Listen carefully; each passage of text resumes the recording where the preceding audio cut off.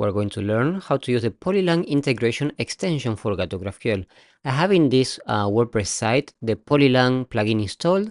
I have 3 languages, English, Spanish, and French. And I have here several posts which have been translated. This one executes with Polylang, has a translation to Spanish and to French. And another one called again executes test with Polylang in English. It has the translation to Spanish and French.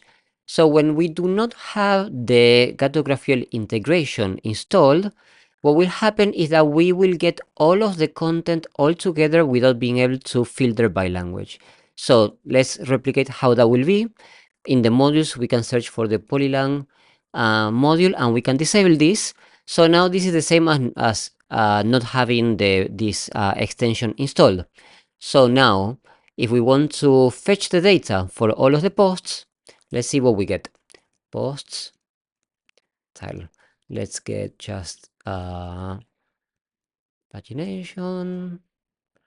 Let's just do 6 of them.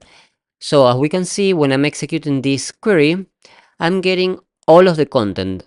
This one is in French, this one is in Spanish, this one is in English, this one is in French, this one is in Spanish, this one is in English.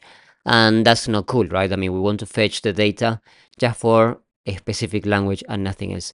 So now we add again the Polylang module. We enable this again, and we see what we will get. Let's refresh this page. And now what we have is, on one side, we can select, we can see what is the language of the post. So now we can see this one is in French, this one is in Spanish, and this one is in English. But most importantly, we can now filter which language to get the content for. So filter, that is this new input filter called Polylang languages by, that we can select what language to select. So for example, we can say English, and now when we execute, we only get the post in English, or we can say French. Now in French, we can also give a list of French and Spanish if we want to, and now we get French and Spanish. Or we can say, give me the predefined one.